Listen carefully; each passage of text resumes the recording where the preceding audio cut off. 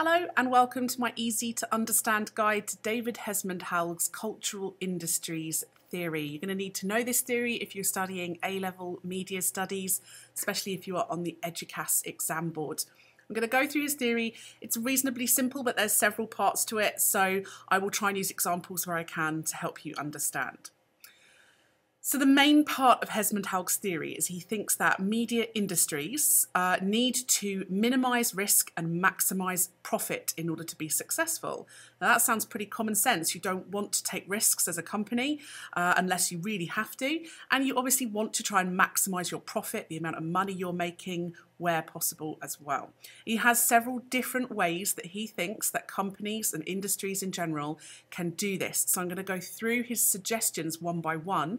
And the idea is you should be able to try and work out whether any of the industries, companies, or people that you have studied across the A-level have done this in relation to their products or not. So one of the first things that he says is a good way of minimising risk and maximising profit is to ensure that your company is vertically or horizontally integrated. Now, if you're not sure about these key words, then I will try and explain them because they're often easily confused and it's really hard to explain them. So I'm going to assume that you know what a vertical and a horizontal line are. I don't know if I'm making assumptions here or not. So with horizontal integration, I always like to imagine Pac-Man, old-fashioned video game. Pac-Man likes to eat creatures along lines of a video game.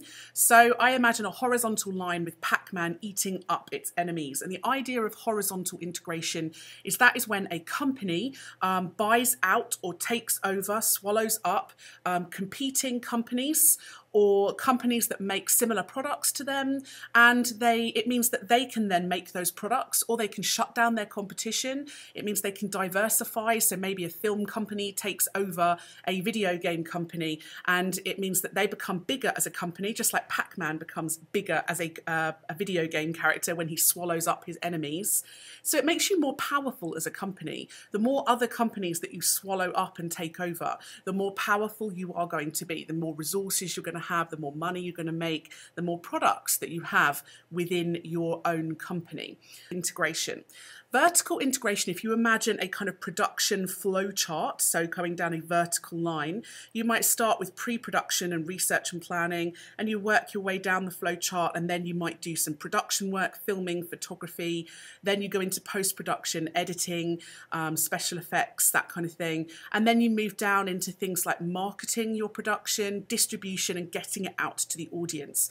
And the idea is, I guess, that with vertical integration is that a company that operates on one layer of that flowchart, somehow it manages to either take over a company or buy out a company that does another part of that production process.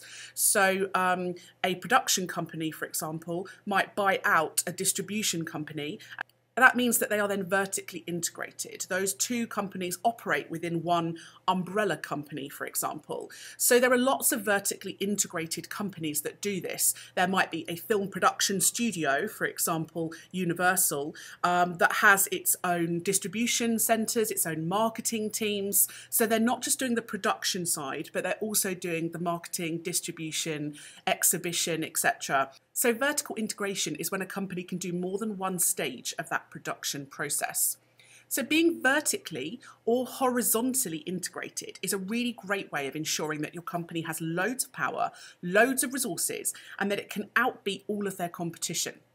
So have a think about whether or not any of the companies you've studied are vertically or horizontally integrated, and if so, that might help them to minimise their risk and maximise their profits.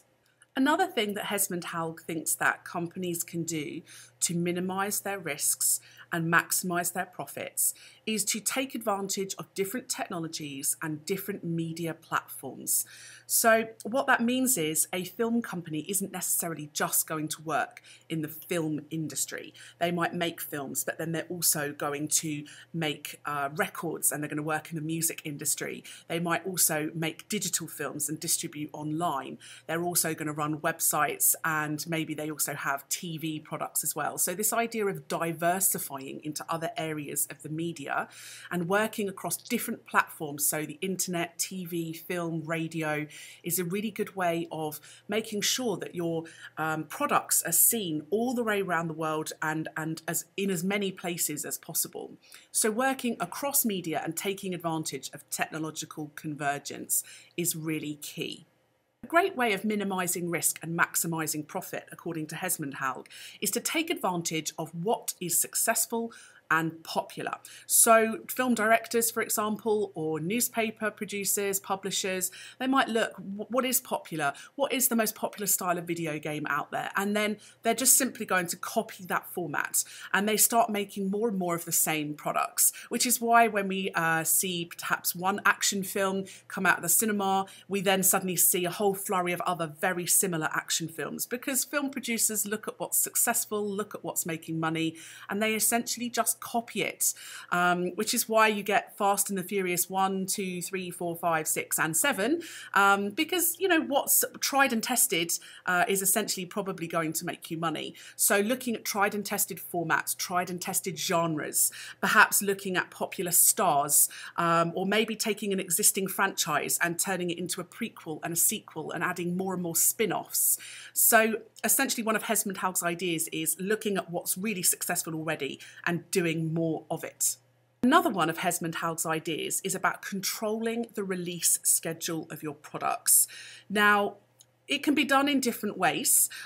Some companies will try and make sure that everything is released in one, so their film is released in all different countries at the same time. That might help to minimise the risk of your product. It might stop there being the possibility of it being pirated. For example, if you release a film in America but you don't release in Europe for like another month, it could be pirated and all over the internet in that time, and then you're running the risk of losing profit in the other countries because they will already have been able to have accessed that film for free online. So sometimes releasing your product at once all across the world is a really great way of minimising your risk. However, sometimes what people do is they hold back the release of their products. They make it feel scarce. They make it feel rare, as though the audience really want to get hold of it. So for example, if you're studying Assassin's Creed 3 Liberation at A-level, you will have discovered that the makers of this game released it exclusively on the PS Vita when it first came out. This was a new console. It made the game quite rare. You could only get hold of the game if you bought the console. It was one of the only games you could buy if you bought the console. So it made the product feel like people couldn't get hold of it very easily. That probably helped to increase their profit. People rushed out to buy not just the game, but the console as well.